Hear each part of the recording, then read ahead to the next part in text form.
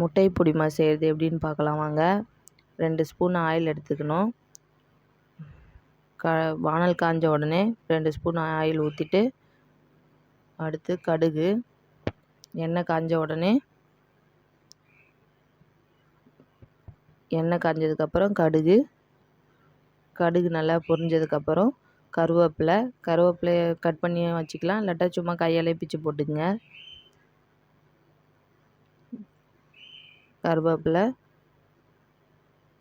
வதங்கினோடனே பச்சை மிளகா 2 எடுத்துக்கிட்டால் போதும், உங்கள் காரத்துக்கு ஏற்ற மாதிரி போட்டுக்குங்க.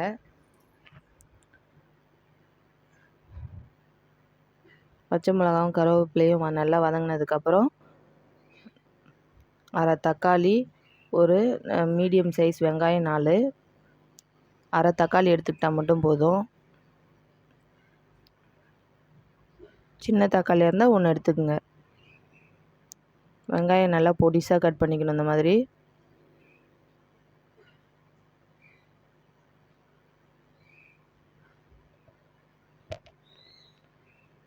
வெங்காயம் வதங்கிறதுக்காக கொஞ்சமாக சால்ட்டு சேர்த்து நல்லா வதக்கி விடணும். நல்லா கோல்டன் ப்ரௌன் ஆகிற வரைக்கும் வதக்கிக்கிட்டே இருக்கணும்.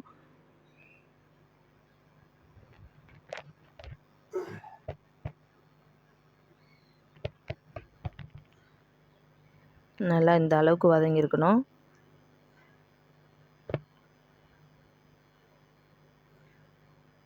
நல்லா கோல்டன் ப்ரௌனாக எல்லாம் சுருண்டு வந்துருச்சா, இது வதங்கினதுக்கப்புறம் 1/4 டீஸ்பூன் மஞ்சத்தூள், ஒரு அரை ஸ்பூன் கரம் மசாலா,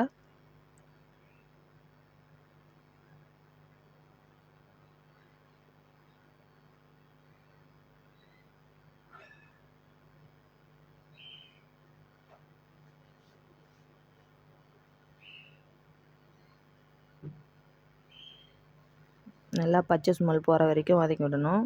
வதங்கினதுக்கப்புறம் 3 முட்டை, எனக்கு தேவை 3 முட்டை மட்டும் உடச்சி ஊற்றிக்கிட்டேன்.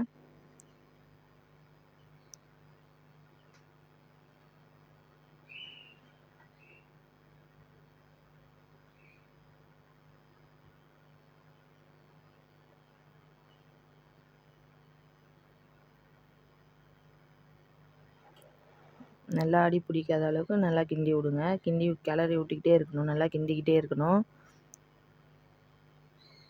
கிண்டி விட்டுக்கிட்டே இருந்தால் தான் அடியில் ரொம்ப தீ பிடிக்காமல் இருக்கும். முட்டை உடச்சி ஊற்றின உடனே இந்த அடியில் தீ பிடிக்கிற மாதிரி ஆகிடும். அதனால் நல்லா கிண்டி விட்டுக்கிட்டே இருங்க.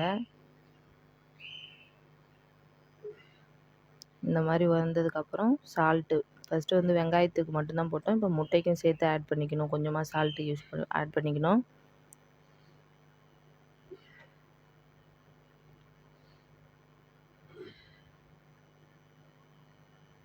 முட்டை எந்த அளவுக்கு பொடிசாக வந்திருக்கு பார்த்தீங்களா.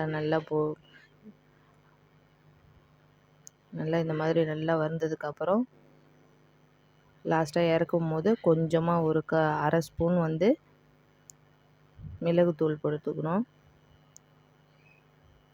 மிளகுத்தூள் போட்டு ஒரு 2 கிண்டி விட்டுட்டு அதுக்கப்புறமா அடுப்பை ஆஃப் பண்ணிக்க வேண்டியதான். சுவையான முட்டை பொடி மாஸ் தயார்.